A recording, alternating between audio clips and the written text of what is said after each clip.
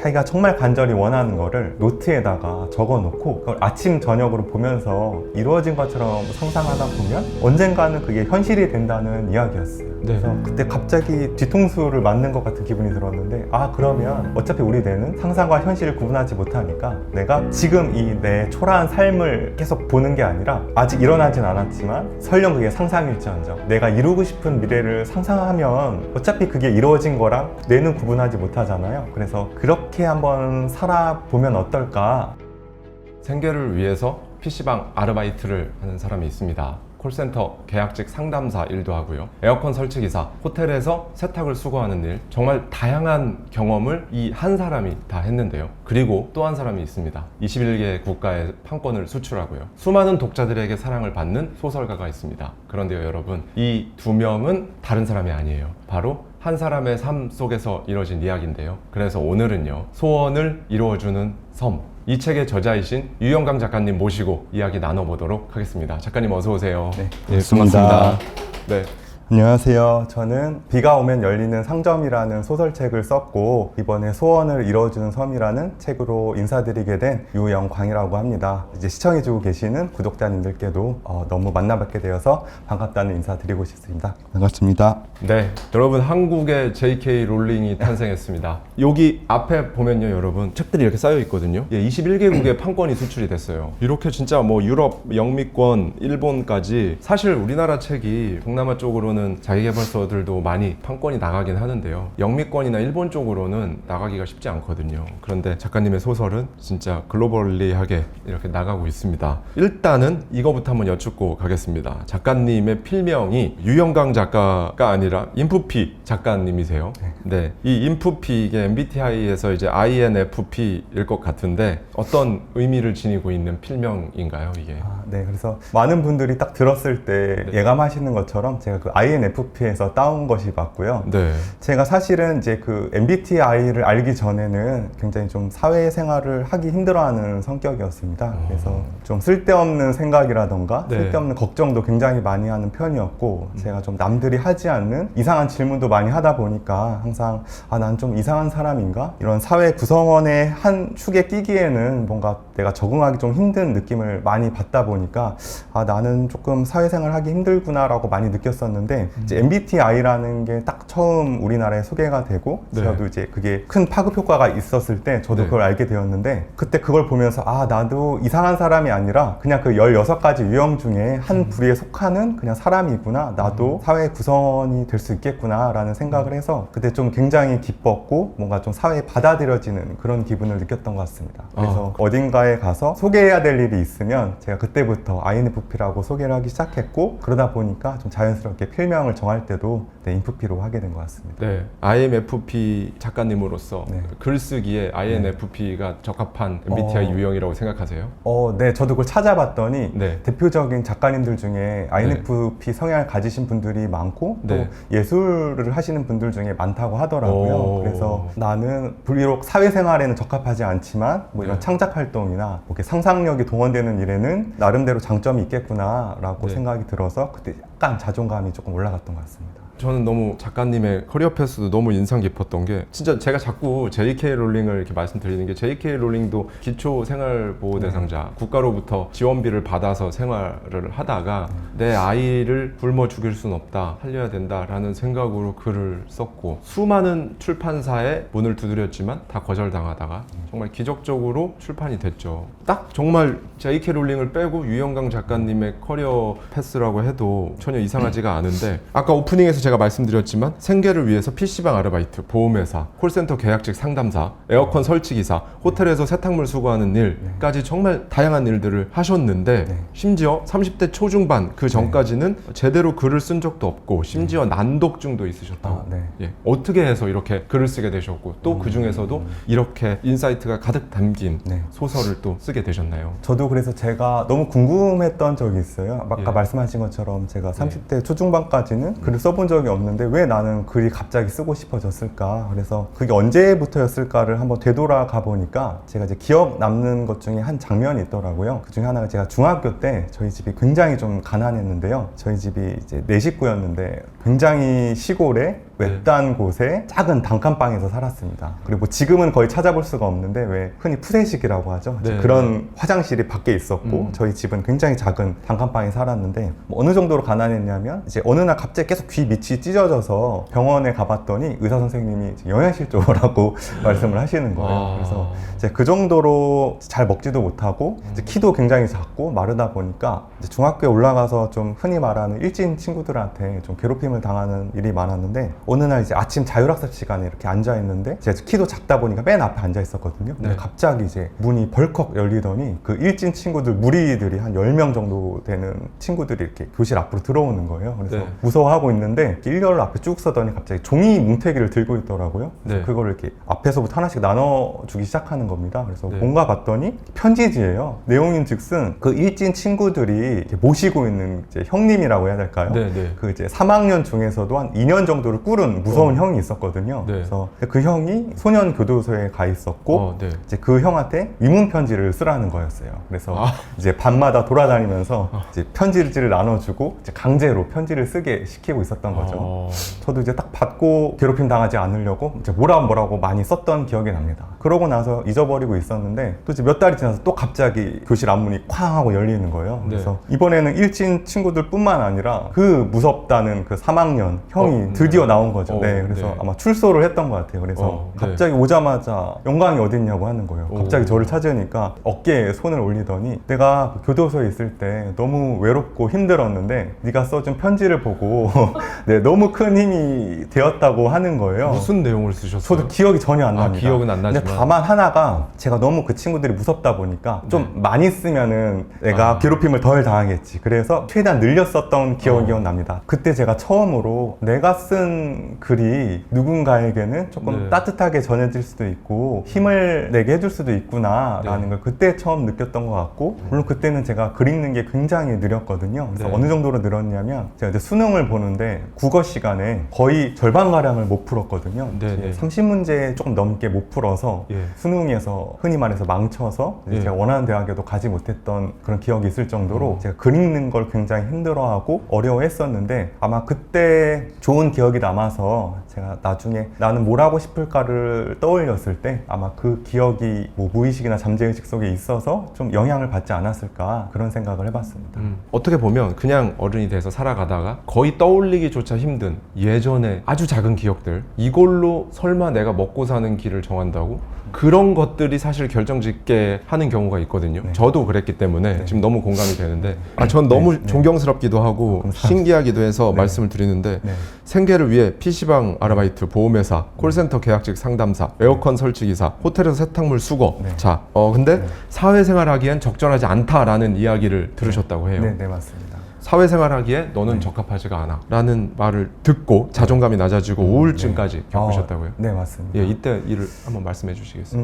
돌이켜보면 한 번도 정규직을 다녀본 적도 없고요. 그렇게 오래 다녀본 일도 없는 것 같아요. 항상 무언가 계기가 있어서 일을 그만뒀는데 제가 이제 콜센터도 다니다 그만뒀던 게 좀 큰 민원 전화를 제가 받게 되었는데 그 일 처리를 좀 잘하지 못해가지고 그게 굉장히 큰 이슈가 됐었고 사무실에 전화 받는 분들이 많이 모여 있었는데 그 관리자분이 저에게 굉장히 큰 소리로 혼을 내기도 했어서 그때 좀 굉장히 마음에 상처도 받고 오래 가더라고요. 그래서 뭔가 나는 직장도 오래 다니지 못하고 뭐 저에게 맞는 일도 하지 못하는 것 같고 39가지 일을 했는데 한 번도 정규직을 못하는 거면 나에게 문제가 있는 게 아닐까 그런 생각을 하면서 자존감이 좀 많이 낮아진 그런 시기를 보냈던 것 같습니다. 그러면 이제 소설가로서 첫 번째 책은 몇 살에 쓰기 시작하신 거예요?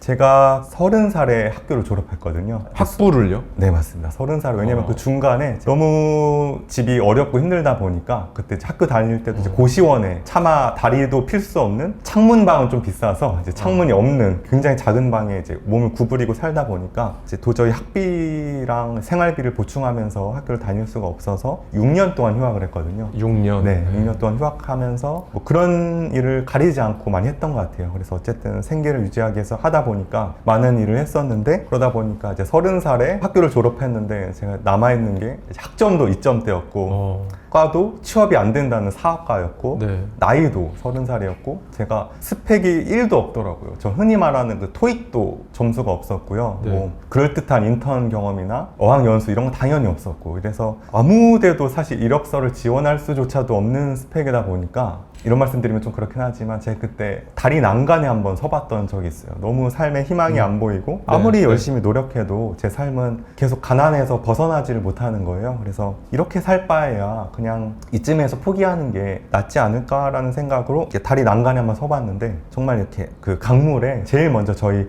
어머니 얼굴이 이렇게 떠오르시더라고요. 저 어머님이 좀 건강이 안 좋으셨는데 어머니 얼굴이 떠오르고 그 다음에는 이제 좀 제가 살아온 삶들이 이렇게 주마등처럼 스쳐가다가 이상하게도 제가 예전에 힘들 때 읽었던 자기계발서 책들이 좀 떠오르더라고요. 그게 뭐였냐면 그때는 정말 너무 그냥 말도 안 된다고 생각해서 그냥 넘겼던 내용들이었는데 자기가 정말 간절히 원하는 거를 노트에다가 적어놓고 그걸 아침 저녁으로 보면서 이루어진 것처럼 상상하다 보면 언젠가는 그게 현실이 된다는 이야기였어요. 네. 그래서 그게 한두 명이 그랬으면 그냥 말도 안 된다고 넘겼을 텐데 너무 많은 사람들이 그걸 공통적으로 얘기하다 보니까 그게 조금 뇌리에 남았던 것 같습니다. 제가 이제 막상 삶의 그 막다른 곳에 다다르고 낭떠러지에 선 것 같은 기분이 들다 보니까 뭔가 지푸라기라도 잡고 싶은 심정이 드는 거예요. 그래서 그럼 내가 좀 이제 죽을 때 죽더라도 이거 한 번만 내 삶에 실험을 해보고 내가 이게 진짜인지 아닌지 해보고 그때 가서 뭐 또 삶을 마감해도 여한이 전혀 없을 것 같은 거예요. 그러니까 내가 그 전까지는 내 힘으로 최선을 다해봤는데도 안 됐고 정말 신라 같은 희망이 있다면 그 수많은 성공한 사람들이 그 남긴 메시지 중에 하나가 있는데 어차피 잃을 것도 없으니까 한번 해보면 좋지 않을까라는 생각을 하게 됐고 이제 집에 돌아와서 제가 원하는 것들을 적기 시작했죠. 근데 그때는 어떤 생각이었냐면 그 전에는 제가 목표를 세운다고 하면 좀 현실적으로 가능한 것만 적었거든요. 그래서 그때도 제가 구급 군무원을 하고 싶었던 게 제 현실에서 가능하기 때문에 적은 거였어요. 네, 내가 네. 뭐 보통 그렇게 네.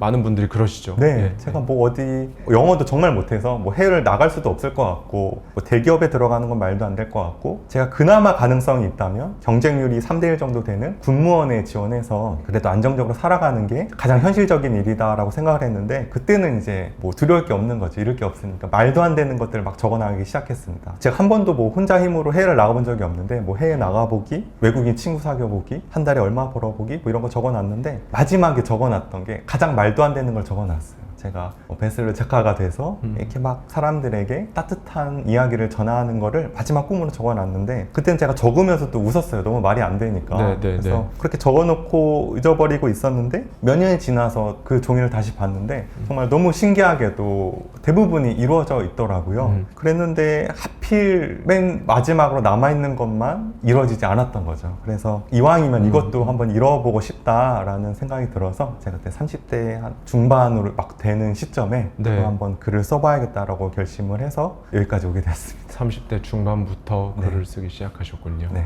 비록 글은 30대 중반까지 써본 적이 없으셨지만 네. 그래도 그 전까지는 책을 그래도 꽤 많이 읽으셨어요. 네. 굉장히 좋아했습니다. 네, 네. 많이 읽으셨고 사실 전 또 여기서 잠깐 무라카미 하루키도 잠깐 생각나는데 많은 분들이 무라카미 하루키가 바를 운영하다가 야구장에 야구를 보러 가서 하늘에 뜬 파울볼을 쳐다보면서 내가 소설을 써야겠다라고 생각을 했다는 게 그냥 하루아침에 바 운영하는 사장님이 소설 써야겠다 소설 쓰고 무라카미 하루키 빠밤 막 이렇게 생각하시는데 네. 무라카미 하루키도 책을 굉장히 읽는 걸 좋아하고 네. 그게 안에 쭉 쌓였었거든요. 네, 맞습니다. 예, 정말 안에서 내면에서 그 재료들이 물잔에 물이 넘치듯이 네. 어느 순간 그렇게 되는 거라고 생각하는데 네. 딱 작가님께서도 여러 가지 직업들을 하면서도 네. 책을 읽으셨고 네. 또 거기에 자기계발서들이나 이런 책 속에 있는 내용들을 실제로 해보셨잖아요. 네, 하라는 맞습니다. 대로. 네, 맞습니다. 네, 그러는 과정에서 자연스럽게 이렇게 글을 쓰게 되지 않으셨나라는 생각이 드는데요. 네. 제가 저희 구독자님들께도 많이 말씀드리는데 인생에서 어느 순간은 한 네. 번은 깊이 들어갔다 나와야 된다. 셀프 고립에 네. 대해서 말씀을 많이 드리는데 네. 작가님에게 있어서 그럼 셀프 고립의 시기는 삶에서 타임라인으로 볼 때 네. 어느 시기였고 그때가 어떻게 기억이 되시고 어떤 변화가 있으셨나요? 네.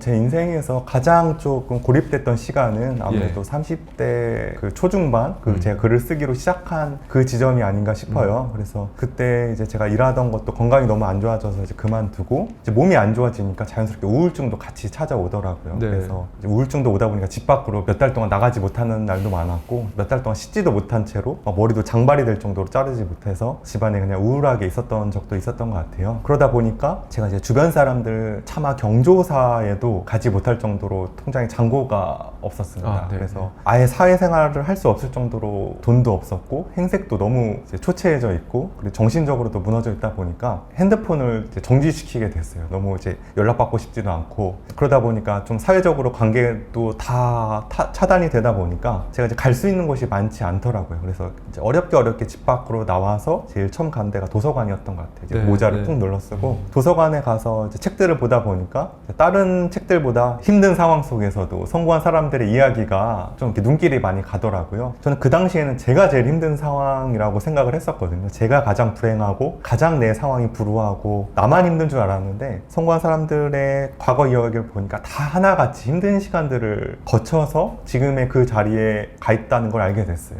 다들 막 노숙을 하고 뭐 심지어는 쓰레기통을 뒤져서 음식을 먹기도 하고 뭐 파산을 하기도 하고 뭐 여러 가지 일들을 겪었는데 그걸 보면서 아 나만 힘든 게 아니구나, 다들 이런 외롭고 고독하고 모든 게 무너지는 순간들을 경험을 하는구나를 보면서 조금 위안을 삼았고, 그럼 도대체 이런 상황에서 이 성공한 사람들은 어떻게 성공할 수 있었을까를 보다 보니까 그래도 어느 정도의 공통점은 있더라고요. 네, 그래서 뭐 이제 긍정적으로 마음가짐을 바꾸고 뭐 아까 말씀드렸던 뭐 시각화 같은 네. 그런 것들도 많이 하고 뭐 미래일기를 쓰시는 분들도 있고 네. 아니면 진짜 뭐 비전 보드를 만들어서 그거를 자기 전에 생생하게 떠올리시는 분들도 있고, 그래서 이런 마인드적인 것들이 많다 보니까 저도 그분들이 하는 거를 그대로 많이 따라했던 것 같아요. 그래서 정말 말도 안 되긴 하는데 뭐 어떤 분이 그 이메일 비밀번호를 자기 꿈으로 해놓으면은 네, 네. 사람들이 이메일을 하루에 몇십 번씩 확인하다 보니까 네. 나도 모르게 그게 된다고 하는 거예요. 그래서 네. 저도 그 7, 8년 전에 그냥 비밀번호를 베스트셀러 작가라고 바꾼 적도 있었고 뭐 아니면 저도 비전보드를 만들어서 서점에 가서 베스트셀러 매더에 사진을 찍어서 합성해 놓은 적도 있었고요. 좀 그런 식으로 뭐 웬만한 건 다 한 번씩은 따라해 봤던 것 같습니다. 그 당시에 적고 이미지화 해보고 네. 말하고 했던 것들이 네. 지금 다 이루어지셨네요. 너무 감사하게도 그랬던 네. 것 같더라고요. 제가 또 그렇게 된 계기가 제가 한노란 너무 힘들어서 이제 네. 교회에 갔다가 예배 끝나고 이제 나오는데 네. 어떤 정신과 선생님이 쓰신 짧은 칼럼 같은 걸 보게 됐어요. 그걸 읽어보니까 우리 인간의 뇌는 현실과 상상을 구분하지 못한다라고 되어 있더라고요. 네. 그래서 네. 그때 갑자기 뒤통수를 맞는 것 같은 기분이 들었는데, 아 그러면 어차피 우리 뇌는 상상과 현실을 구분하지 못하니까 내가 지금 이 내 초라한 삶을 계속 보는 게 아니라 아직 일어나진 않았지만 설령 그게 상상일지언정 내가 이루고 싶은 미래를 상상하면, 생생하게 상상하면 어차피 그게 이루어진 거랑 뇌는 구분하지 못하잖아요. 그래서 그렇게 한번 살아보면 어떨까라고 하면서 그냥 많이 위안을 삼았던 것 같습니다. 제가 지겹도록 말씀드렸던 그 시각화를 작가님께서는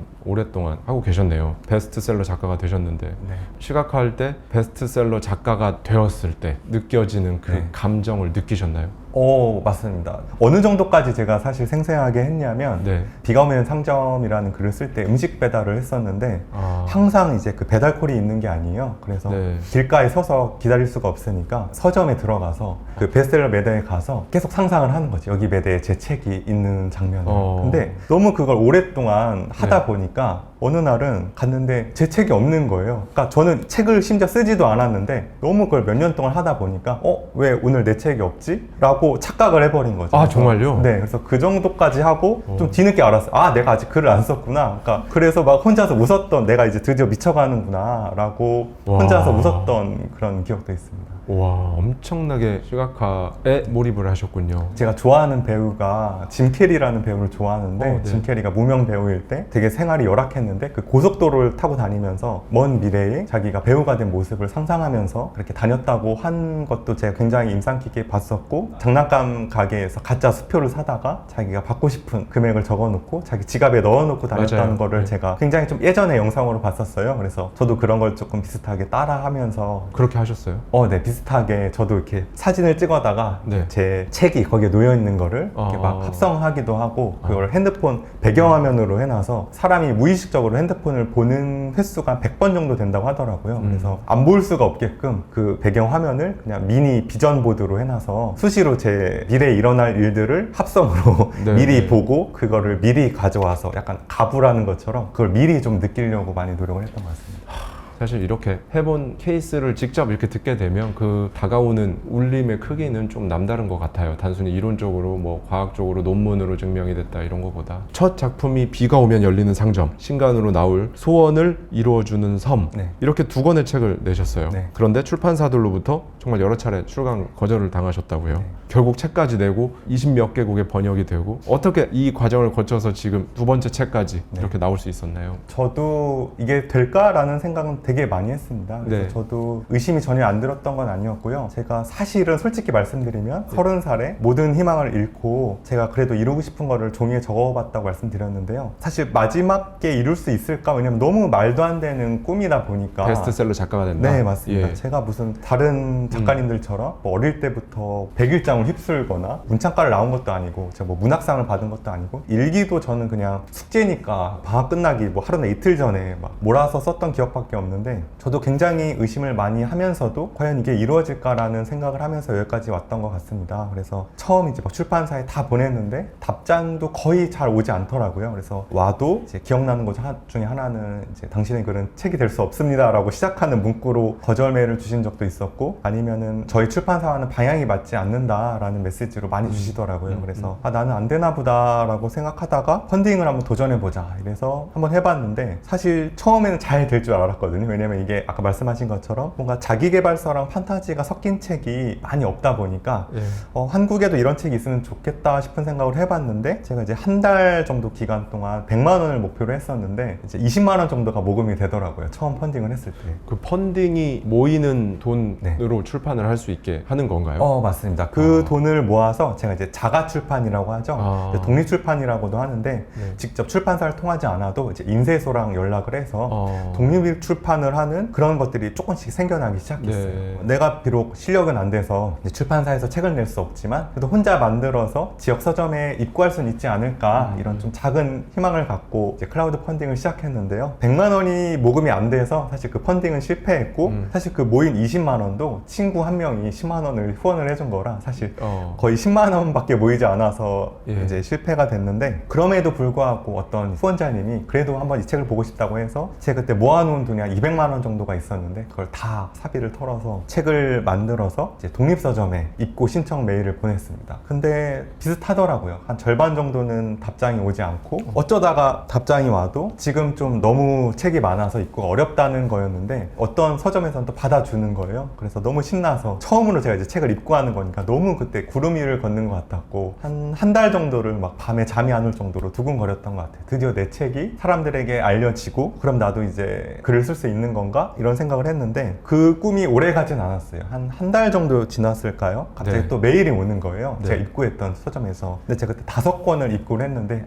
이게 다 팔려서 이제 더 한 10권 보내달라 이런 메시지일 거다라는 작은 희망을 가지고 열었는데 하나도 팔리지가 않아서 너무 안타깝지만 반품을 하겠다는 그런 메시지였어요. 그래서 이제 그런 것도 받고 이러다 보니까 그냥 이건 너무 헛된 꿈이었다. 흔히 말하는 자기계발서에서 성공한 사람들 한 얘기도 다 그냥 거짓말이었고 그리고 된다고 하더라도 그거는 나 같은 평범한 사람이 아니라 그냥 운 좋은 사람들이 되는 거였다. 근데 내가 괜히 그냥 그런 헛된 희망을 가졌구나. 말도 안 되는 꿈을 쫓느라 내 인생을 낭비하고 허비했구나 라는 생각에 많이 무너졌던 것 같습니다. 그래서.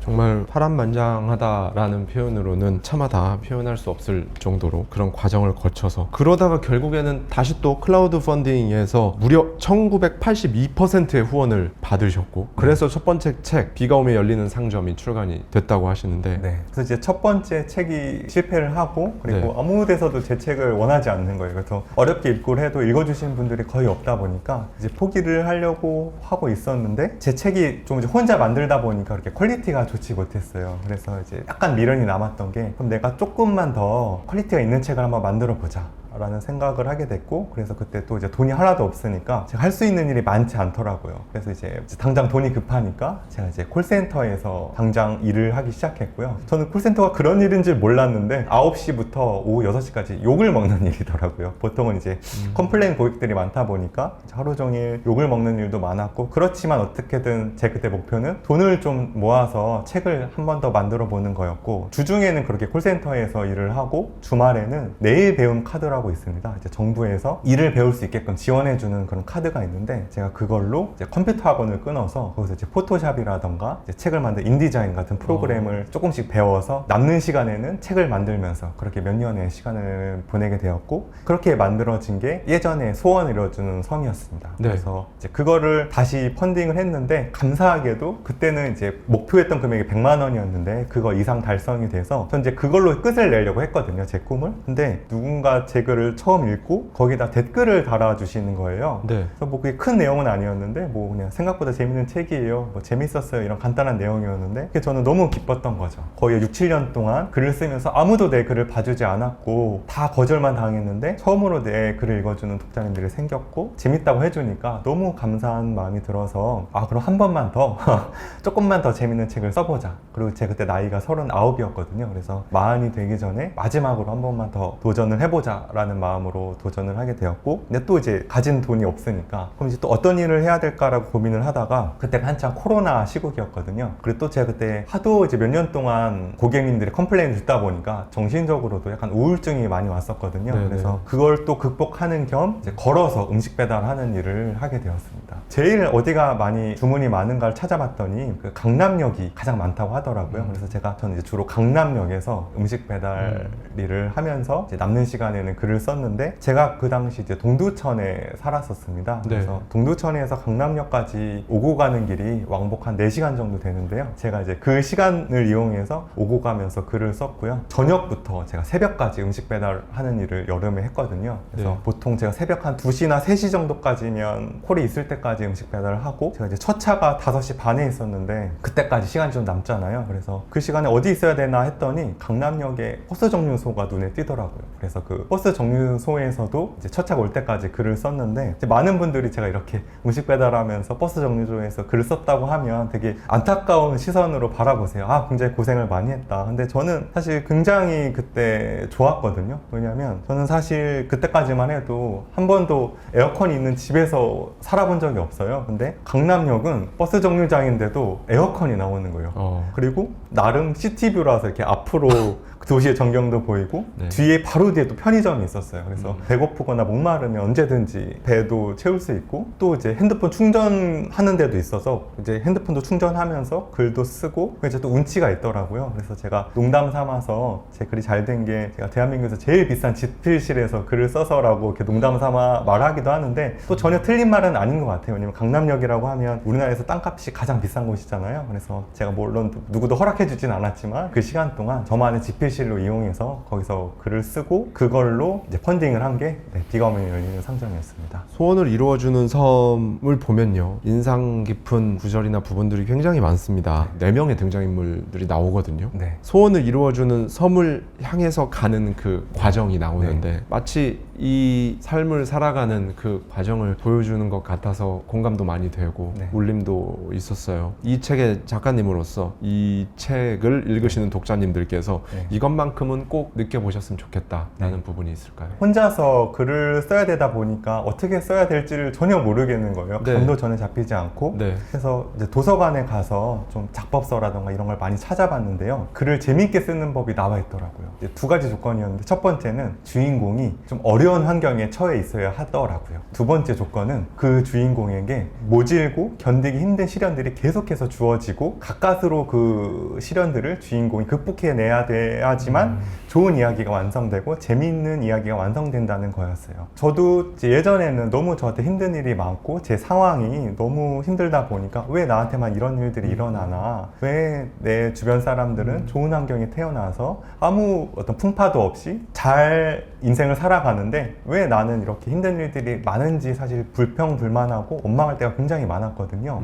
그런데 그 작법서를 공부하면서 나한테 일어나는 그런 어려운 일들이 어떻게 보면 내 인생을 끝장내려고 하는 게 아니라 아니라 내 인생을 더 재미있게 혹은 더 풍부하게 풍요롭게 만들고 있는 중이 아닐까? 그런 생각을 하게 됐던 것 같습니다. 그래서 왜 영화를 보더라도 주인공도 굉장히 어려운 상황에서 시작을 하고 또 굉장히 모진 시련들을 겪어 나가면서 뭐 꿈을 이뤄가고 목표에 다다르잖아요. 그래서 우리에게 좀 어려움이 찾아왔을 때 그것이 우리를 끝장내려고 하는 게 아니라 우리를 더 발전시키고 있다는 쪽으로 생각하면 너무 좋지 않을까 한번 생각해 봤습니다. 네, 어떤 일이 일어나는 건 나에게 반드시 꼭 필요하기 때문에 일어났다 라고 네. 생각을 하면 그 과정을 통과해내는데 엄청나게 큰 힘이 되거든요. 맞습니다. 작가님도 그런 부분을 정확히 공감하시는 거네요. 네. 맞습니다. 사실 제가 예전에는 예. 어떻게 해야 나한테 좀 좋은 일들이 많이 일어날까 네. 라는 데 조금 포커스가 집중되어 있었는데 요즘 들어 하는 생각은 어쩌면 나에게 일어나는 모든 일들이 나에게 좋은 일들이 아닐까 라는 생각을 많이 하고요. 설령 내가 그거를 나쁜 일처럼 보이지만 나중에 또 시간이 지나서 보면 좋은 일인 경우가 굉장히 많더라고요. 그래서 요즘 들어 하는 생각은 나에게 일어나는 모든 일이 어쩌면 좋은 일이 아닐까라는 생각을 하고 맛있는 요리를 만들기 위해서는 반드시 파라던가 마늘이라던가 이렇게 그냥 먹었을 땐 너무 쓰지만 그게 고기에 들어갔을 때는 굉장히 풍부한 맛을 내는 것처럼 우리 인생에도 뭐 좋은 일만 있으면 좋겠지만 꼭 그런 것보다도 안 좋은 일들이나 힘든 일들이 이렇게 어우러지고 버무려졌을 때 뭔가 더 인생이 풍요로워진다고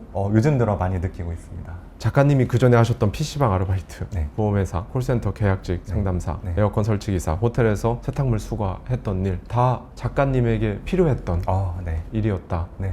네, 실제로요. 예. 저도 이제 막상 그 일을 할 때는 내 꿈은 글을 쓰는 거고 작가가 되는 건데 왜 이렇게 나는 꿈에 다다르지 못하고 이런 일을 하고 있어야 될까라고 생각을 하기도 했었는데요. 지금 돌이켜보면 말씀해 주신 것처럼 그 일들이 저에게 필요했었고 실제로도 비가 열리는 상점에서 그 주인공인 세린이 구슬 속 세계를 들여다보는 장면들이 많이 나오는데요. 그 장면들이 다 제가 했던 일들을 토대로 쓰여졌다 보니까 어찌 보면 제가 그런 일들을 겪지 않았으면 제가 이 책을 쓸 수 없었을 것 같고 또 실제로 이 책 속에서 주인공이 거대 도깨비들이 있는 레스토랑에서 푸드파이트라는 장면이 나오는데요. 그 장면 같은 경우는 제가 이제 음식 배달을 하느라고 이제 레스토랑 앞에 서 있는데 이제 광고판에서 배우들이 맛있게 고기를 뜯어먹는 장면이 나오는 거예요. 그걸 보고서 제가 이제 영감을 받아서 책 속에 한 장면으로 이렇게 녹여내게 되었습니다. 각기 다른 핸디캡을 가진 인물들이 나옵니다. 네. 예, 앞을 볼 수 없는 사람, 팔 한쪽이 없는 사람, 네. 다리가 없는 사람, 네. 이렇게 쭉 나오는데 이런 네. 인물들을 설정할 때 네. 작가님 개인적으로도 아팠던 시기라든지 어디 몸이 불편했던 시기라든지 이런 것들에서 비롯된 캐릭터나 네. 설정이 있었던 거죠?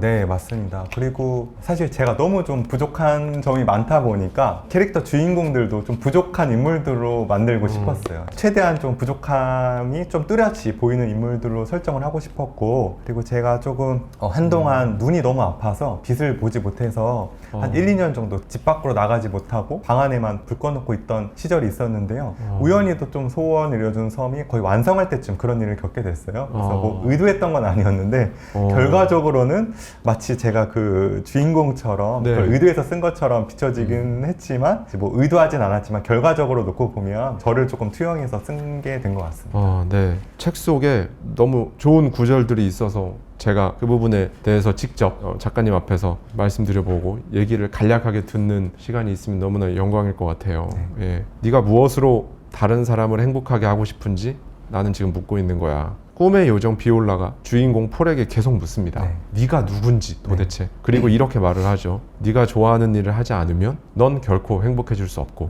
네가 행복하지 않으면 넌 다른 사람을 행복하게 만들 수가 없어. 네. 라는 얘기가 있는데요. 이 부분들이 너무 인상 깊었습니다. 평소 저희 채널에서 전하는 메시지와도 맞는 부분인데 이 부분에 대한 작가님의 생각을 듣고 싶습니다. 이 글을 쓸 때 한창 나는 이제 앞으로 어떻게 살아야 되나 어떻게 살아야 좀 행복한 삶, 후회하지 않는 삶을 살 수 있을까를 고민하면서 이제 도서관에서 많은 책을 보기도 했는데요. 그때 우연치 않게 접하게 된 내용이 쾌락 적응이라는 부분이었어요. 그게 뭔가 했더니 우리가 이제 보통은 좋은 집 집에 살고 이제 멋진 차를 가지면 평생 행복할 거라고 생각을 하지만 인간에게는 쾌락 적응이라는 게 있어서 좋은 집을 사거나 좋은 차를 사면 당장은 몇 달이 됐던 네. 며칠이 됐던 그 짧게는 행복하지만 그게 계속 평생 영원히 지속되지는 않는다는 내용이었어요. 그래서 그걸로는 뭔가 끝이 나지 않을 것 같더라고요.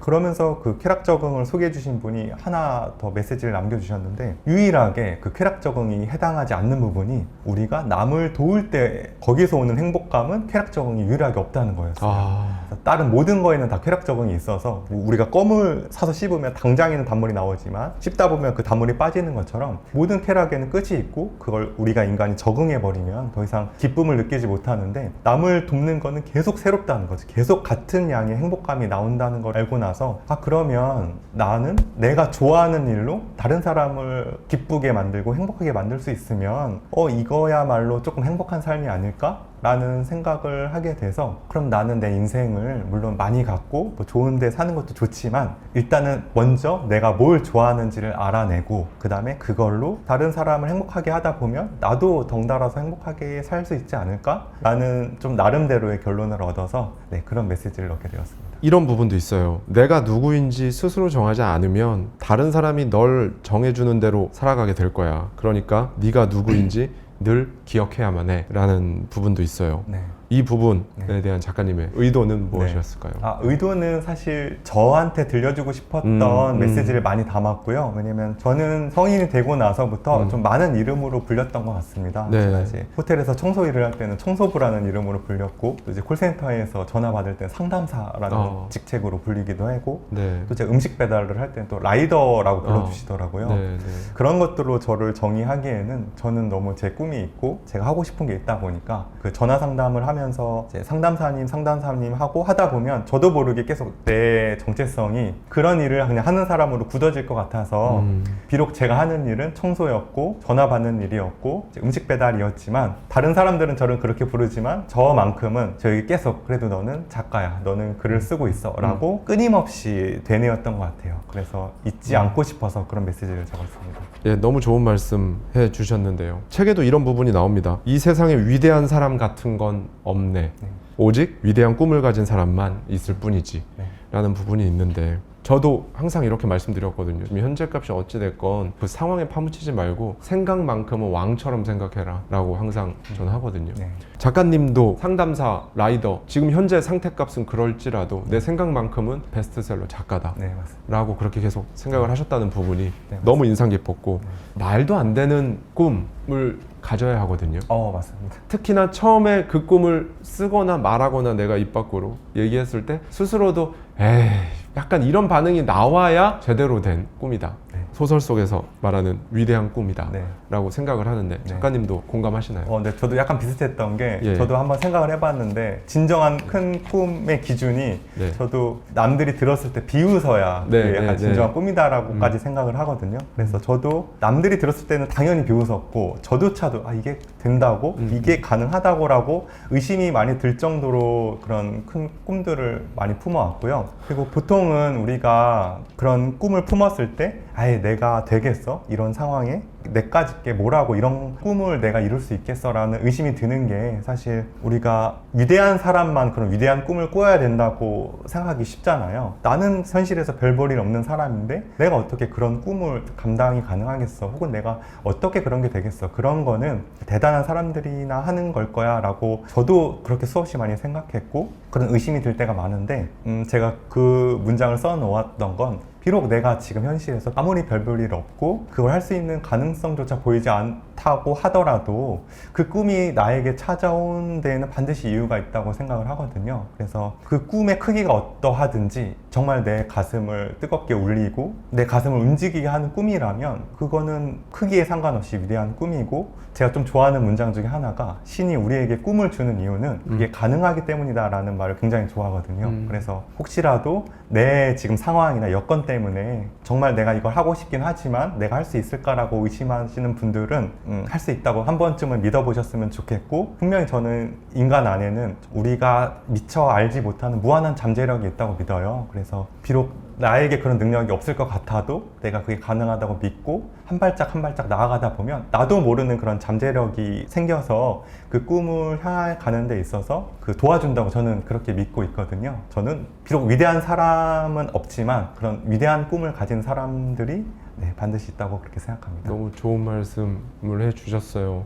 작가님께서 아까 그런 말씀을 해주셨죠. 종이에다가 원하는 것들을 이렇게 써보셨다고요. 네. 그리고 맨 마지막이 베스트셀러 작가가 된다라는 것도 쓰셨고, 그리고 지금 돌아봤을 때 전부 다 이루어졌잖아요. 네. 근데 이렇게 종이에다가 직접 써봤고 나중에 시간이 지나서 문득 딱 봤을 때 다 이루어졌네. 네. 지금 내가 되게 당연하다고 생각하는 내 일상이 그때 여기 썼던 게 지금 내 일상이구나, 내 현실이구나 네. 라고 이렇게 작가님처럼 말씀해 주시는 사람들이, 저는 이메일이나 댓글로 사연을 주시는 구독자님들까지 하면 몇천 번째 이런 결과를 들은 것 같아요. 네. 지금 이제 베스트셀러 작가가 되겠다 쓰셨는데 되셨잖아요. 네. 네. 이제 그 다음에는 어떤 게 좀 생각하고 계세요? 네. 그래서 제 사실 꿈은 말과 글로써 사람들에게 좀 꿈과 뭐 희망과 용기가 담긴 이런 메시지를 조금 전하고 싶었어요. 그래서 저도 너무 힘들 때 그런 메시지들이 도움이 많이 됐다 보니까 저도 할 수 있으면 의미도 있고 따뜻하고 아름다운 메시지를 좀 전하고 싶다라는 생각을 굉장히 오래전부터 많이 했는데요. 오늘 이렇게 이 자리를 통해서 제 간절한 꿈과 소망이 그래도 어느 정도는 이루어지게 된 게 아닌가 싶은 마음이 들어서 이 자리에 초대해 주신 화제자태님께 감사를 드립니다. 여전히 이런 얘기를 꿈 같은 얘기하고 앉아있네 이렇게 그냥 생각해 버리시는 분들이 훨씬 압도적으로 많으시거든요. 네.